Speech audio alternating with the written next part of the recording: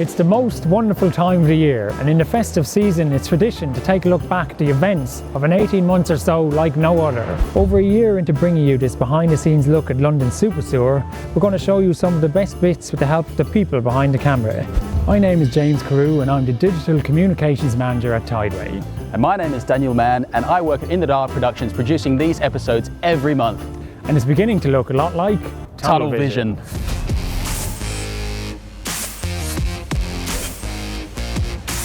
There's something about Christmas in London, isn't there? The lights, the mulled wine, Die Hard on the telly. Dan, what's your favourite thing about Christmas in the capital? I'd have to say Winter Wonderland, but then again, nothing really beats a cosy pub lunch, Sunday roast, turkey, lashings of cranberry sauce, and of course, followed by Love Actually. Well, I feel it in my fingers. I feel it in my toes. It's hard to believe that we're 14 episodes into this series to bring viewers closer to this amazing project to clean up the Thames. Despite the challenges of the last year and a half, we've been able to take you on site to meet the teams building the tunnel and show you some of the amazing engineering taking place beneath our feet. We've also shown you things like the Creekside Discovery Centre, which shows Londoners all the wildlife that's on their doorstep. Further to that, charities like Thames 21, which show the scale of plastic pollution in the River Thames.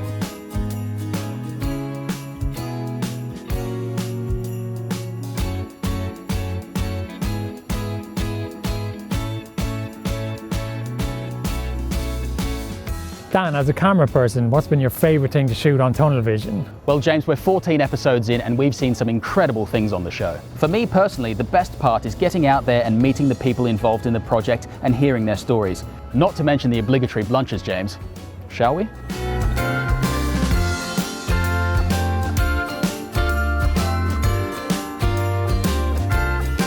So let's go back to the beginning. In episode 1 we visited Blackfriars Bridge, where a major piece of engineering was taking place. For today's operation we've built this in situ concrete culvert that we're floating out to connect to the river water to divert the flow from the fleet and on and into the shaft. It's about 100 metres long, 1200 cubic metres of concrete, weighs 3,700 tonnes.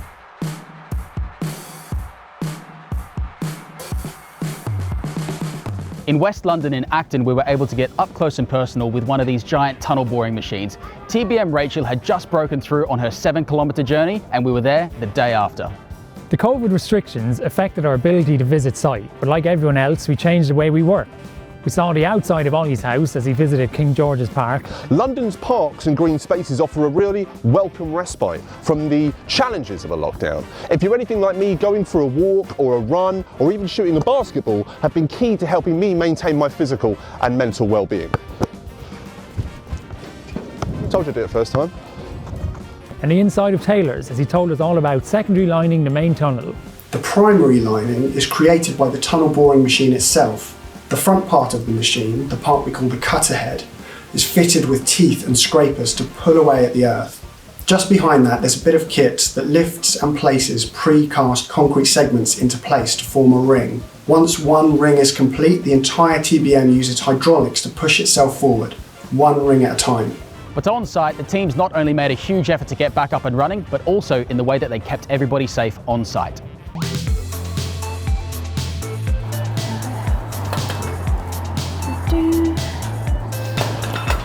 Hello there, I'm Marie Pam Charles. I'm a civil engineering apprentice here at King Edward Memorial Park Foreshore, and I'm just going to take you through some COVID measures that we have here on site.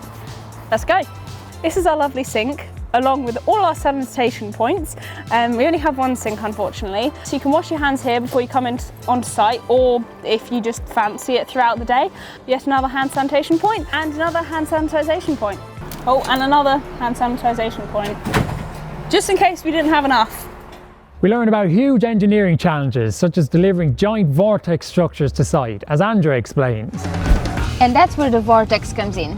In the summer of 2020, the Tideway team in Hammersmith took delivery of the components for the first of these gigantic vortexes. The largest part is a single piece of pipe called a drop tube. And the structure is so big that it needed to be escorted throughout its 326-mile journey from its manufacturing site in Cumbria all the way to West London. The whole system is 65 tons. And even how our fish are rescued from within the cofferdams that we've built out into the River Thames. And on Tideway we've rescued thousands of carp, bream, roach, smelt, flounder, bleak, pike, gudgeon and even sea bass. Taylor took us to the glorious Cathedral of Sewage.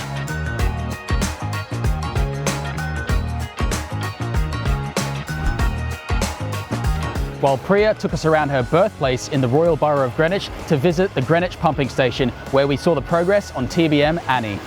Cool, so how wide is the tunnel?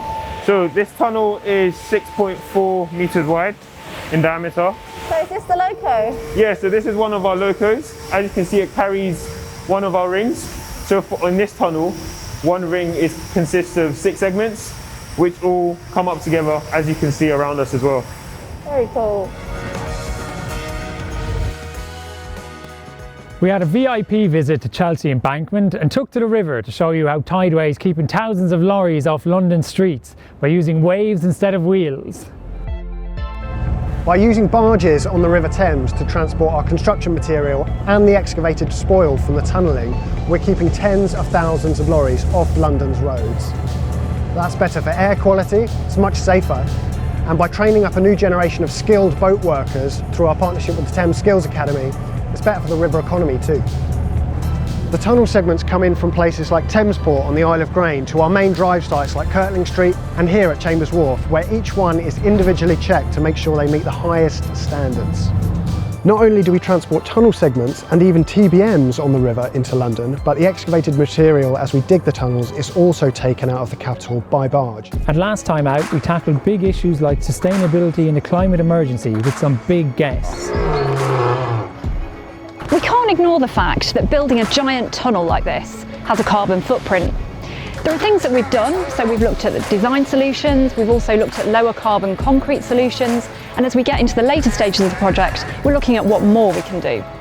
As a major piece of engineering, Tideway wants to leave a lasting legacy, and we want to pass on our learnings to future projects to deliver more sustainable infrastructure. Dan, on Tunnel Vision we tried to show viewers the people behind the project, from site operatives to community volunteers, and the presenters, like me and you, also work on the project. So while we're not professionals, nothing's ever gone wrong, right? That's right, James. Nothing has ever gone wrong. Ahoy there, welcome to Tunnel Vision. Something like that. I'm Emma Addison.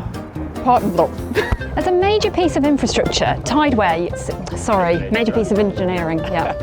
Echoing Bazalgette's legacy, we will be creating new areas of public realm in the River Thames for London. That's not very good, is it? It's not a very good line. Now usually, I've completely forgotten the line, sorry. This month on Tunnel Vision, sorry. I'm like, what are we doing? Okay, yep. Well, we're now 14 episodes in and I've forgotten exactly what I'm saying.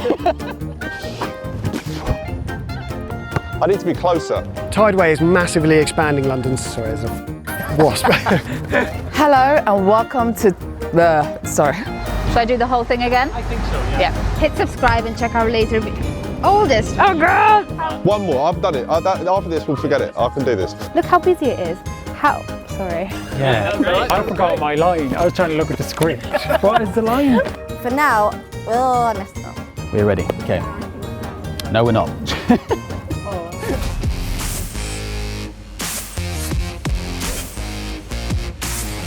Graham Norton, your job is safe for now. That's it for this episode. Please let us know what you'd like to see in future editions of Tunnel Vision in the comments below, and if you liked it, please give it a thumbs up. Merry Christmas and join us next time on Tunnel Vision. So that's it, Dan, right? There's no more outtakes, you've destroyed them. What's it worth to you, James? Buy a mince pie? Deal. Only because it's Christmas.